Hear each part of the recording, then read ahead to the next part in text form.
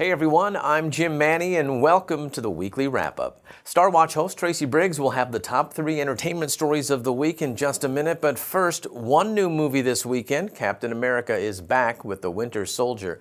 John Lamb and Heidi Schaefer are here with Watch It or Rent It. So just when we thought winter was over, Captain America is bringing it back to theaters with Captain America, The Winter Soldier. I see what you did there. Yeah, I know. Good. Yeah, Good one. See that? So Captain America is back, as you guessed, and this time he's got a new bad guy, the Winter Soldier. New bad guy, somebody who's challenging freedom in America, but Captain America also has some new friends. He's got the Falcon, who joins him, as does Scarlett Johansson as the slinky Black Widow, and Robert Redford. Yeah, but is he a good guy or a bad guy? Is he a good guy or a bad guy? Will he face off against Nick Fury? Samuel L. Jackson back with an eye patch, as if he couldn't be more badass. I know. The Captain America movie, the first one I thought was actually one of the best in the Marvel series of this whole new. Yeah, I know. But I think the first one was pretty sharp writing. It was very fun. Stayed true to kind of the original storyline. I loved it. I'm really looking forward to this one. This is a definite watch it for me. And, well, I laughed out loud at the first one at how some of the lines in that first Captain America were so corny. I do think that this one looks better, so this is a watch it for me, too. And good thing we both want to see it, because this is the only new movie in theaters in Fargo this weekend, so take a break and go see it. Not much out there, folks. Thank you, Heidi and John. Tracy Briggs has this week's top 3 entertainment stories. Tracy? Thanks, Jim. Here are the biggest headlines this week in entertainment. We start with the biggest outrage of the week. That goes to the series finale of How I Met Your Mother. Fans felt betrayed and angry about how the 9-year-old show ended. They killed off the mother that Ted spent the past few years talking about meeting.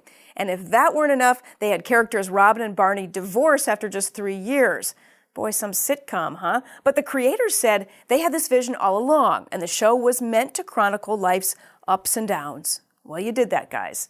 Kind of a bummer. Changes at America's top-rated morning show. Anchor Josh Elliott left that job for NBC Sports. He says he wants to cover the Olympics. Amy Roebuck takes his job. And Michael Strahan of Live with Kelly and Michael and NFL fame is joining GMA. We don't know exactly what he's going to be doing yet. And finally, wedding bells for Sarah Gilbert, one of the hosts of The Talk, and Darlene from Roseanne. She wed girlfriend Linda Perry, the former lead singer of 4 Non-Blondes. Now back to our own non-blonde, Jim Manny. Thank you, Tracy. Fans of the long-running sitcom How I Met Your Mother had mixed feelings about the series finale Monday night. Heidi and John are back with their take. So fans finally found out how he met your mother this week on the series finale of How I Met Your Mother.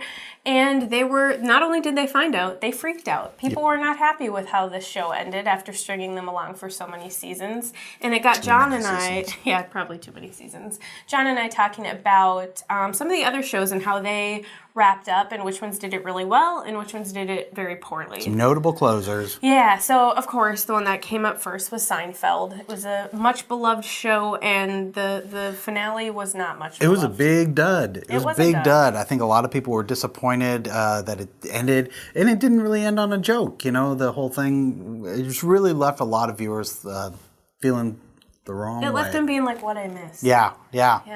One of my favorites, another NBC show, St. Elsewhere from the 1980s. I think this was a really overlooked show, but ends on a kind of a great note with one of the characters, an autistic child, shaking up a snow globe, and the hospital's in there. Kind of reveals that maybe this whole the whole series had been in the kid's mind. I think that was a really great, surreal way. It gives me a chill just thinking about it. And while we're in the distant past, let's stay there. The 80s, yes.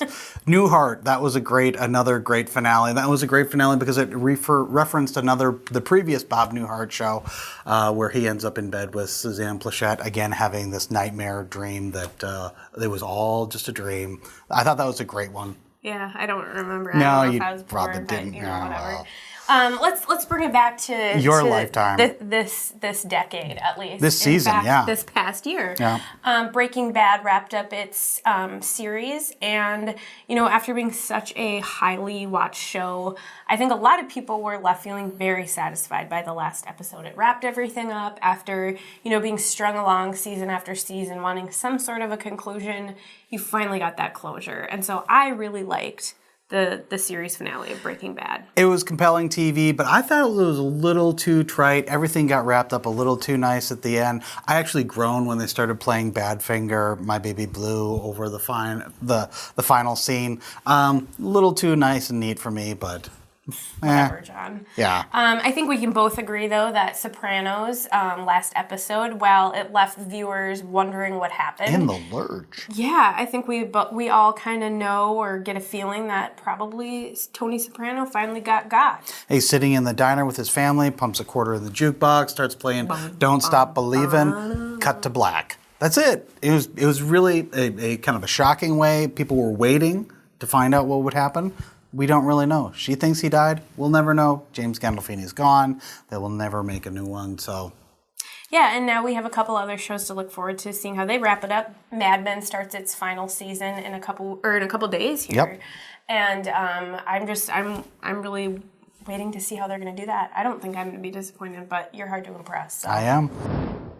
Thanks for joining us this week on the Weekly Wrap-Up. See you back here next Friday. Have a great weekend.